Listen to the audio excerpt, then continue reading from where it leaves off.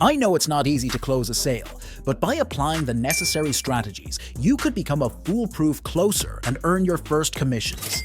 In this video, I'm going to teach you step by step how to be the ultimate sales closer. So, if your goal is to work remotely earning over $5,000 a month, this video is for you. The first thing we need to address is, what exactly is a high-value sales closer?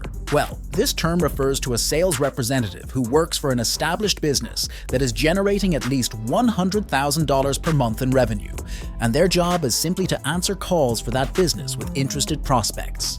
Now, what do you do if you become one? First, potential clients will be scheduled on your calendar through the marketing method that the company is using, be it paid ads, appointment schedulers, etc. Then, your job is simply to show up to the Zoom call and try to close those potential deals. The products and services you will be selling are usually within the online business space, be it coaching, consulting, online education, marketing offers, and a wide variety of other things. And the products you will be selling range from $5 to over $30,000, so you typically receive a 10% commission on the sales you close. So for example, if you're selling a $10,000 product and you manage to make a sale, you will take a 10% commission, which is $1,000. Close 10 of those sales a month and you're already making $10,000 a month. So yes, it sounds very simple, and to be honest, it really is. As long as you take the time to learn sales and know where to find these opportunities, you can be earning $10,000 a month in no time. And yes, there's no need to complicate it. We just need to break it down into two main things. Let's see what they are. First of all, you need to take the time to learn how to be good at sales and learn the sales process, and then it's being able to navigate and find these job opportunities within the industry. You don't need to start a business. You don't need to start an agency. You're literally just leveraging a high-value skill to make yourself wealthy.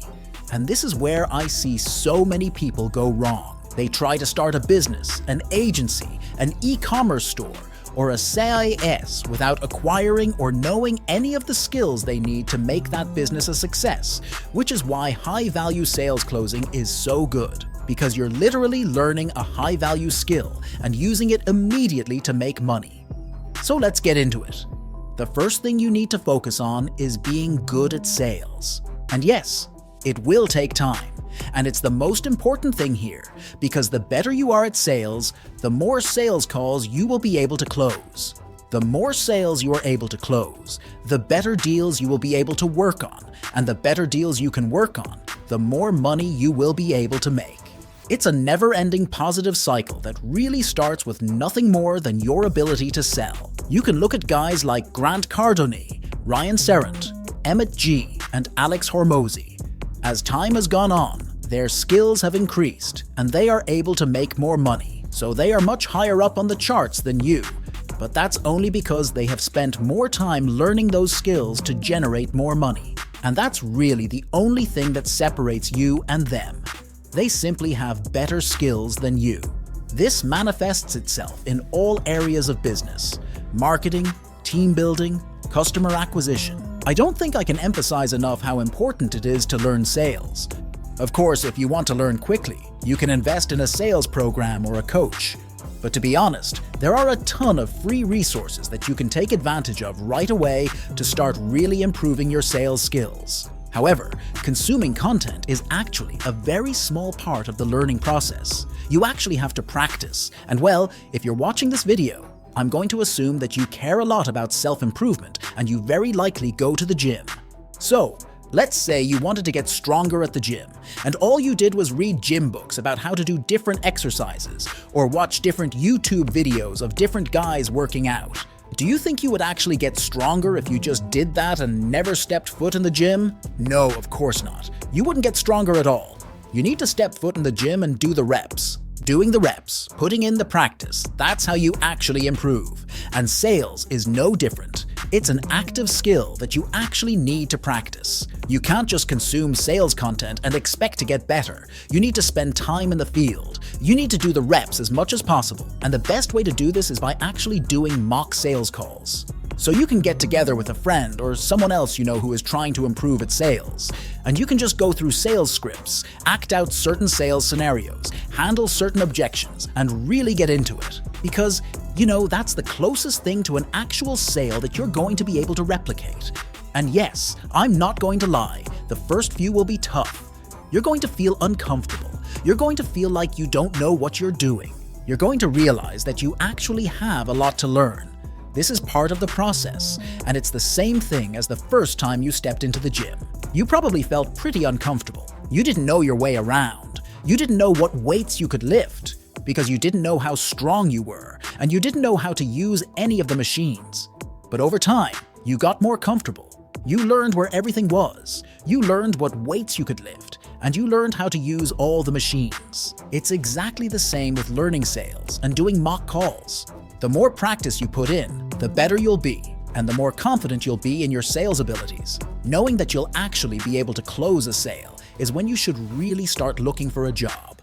Because to be blunt, if you don't take the time to learn sales first, you're just wasting your time. You're going to burn a lot of bridges with business owners that you could potentially work with in the future. It's like you right now going ahead and applying to be a dentist. You go through the interview with no preparation, and when you sit down with your first patient, you have no idea how to fix their teeth. You're going to get fired very, very quickly because you can't do the job. That dentist will never hire you again, and he'll probably go out of his way to spread the word within his network of contacts that this guy has no idea what he's doing. I really recommend you don't hire him. So you just end up burning a lot of bridges and wasting a lot of opportunities.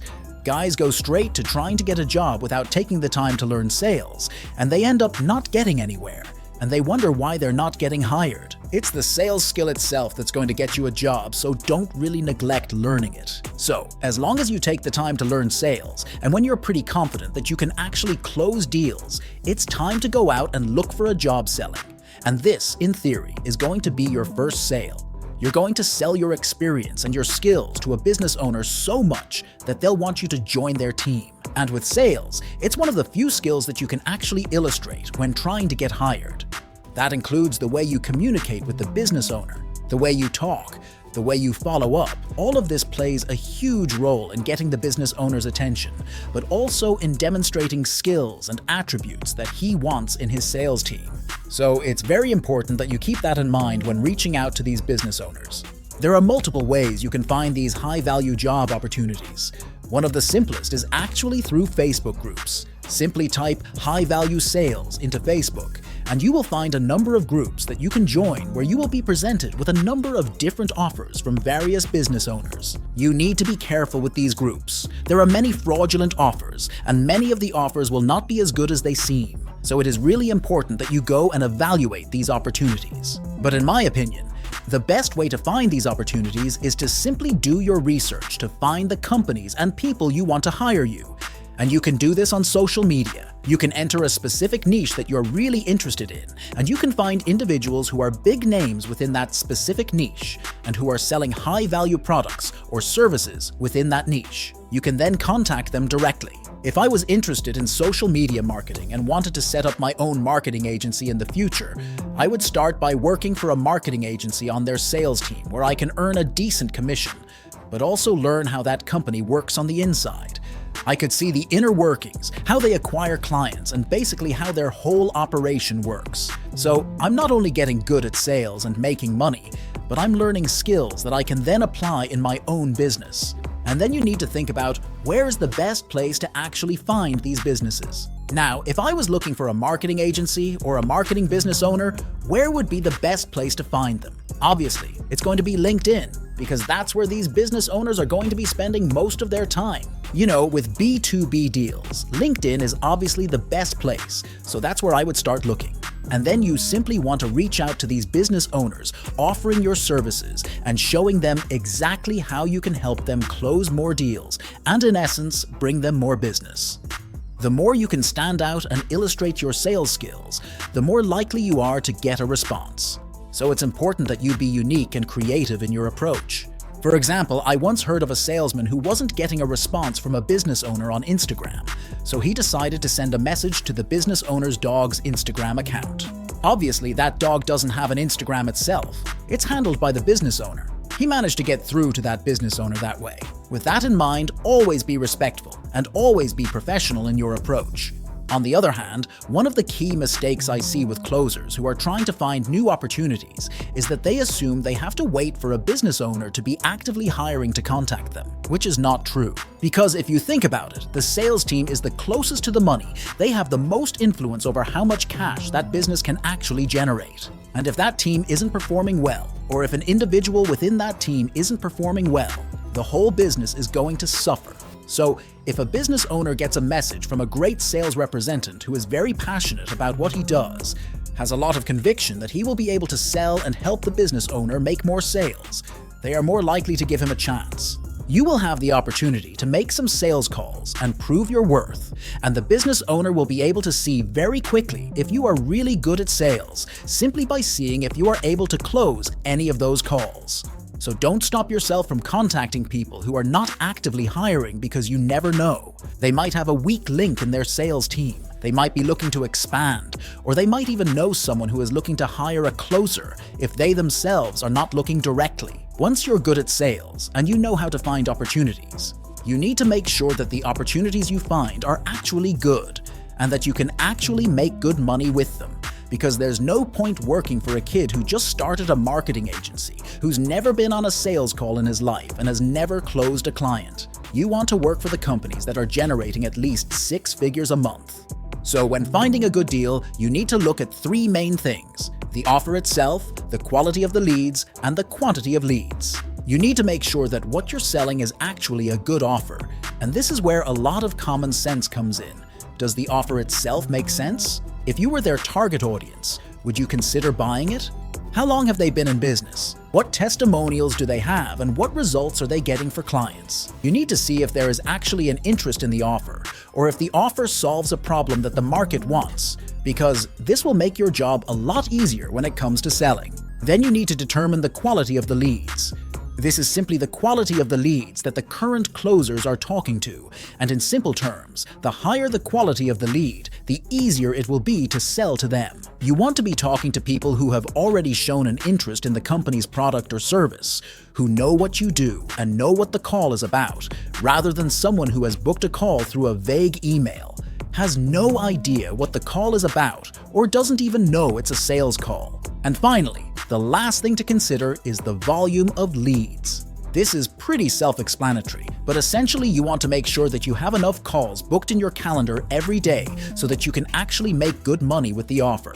It doesn't make sense to work for a company that gives you 1 call a day when you could be working for a company that gives you 5 calls a day. You will have 5 times more opportunities to close a sale, and you will increase your earning potential simply by the volume of calls you take. So once you have checked these things, you will be ready to start working on your first deal, and you will be able to start making money. So that's pretty much step by step how you can become a high-value closer, how you can get your first deal, and how you can start earning your first commission. Just remember to focus on learning sales first, because that's what will ultimately allow you to succeed in this space. Remember to leave a like and subscribe to become the best sales closer in the space.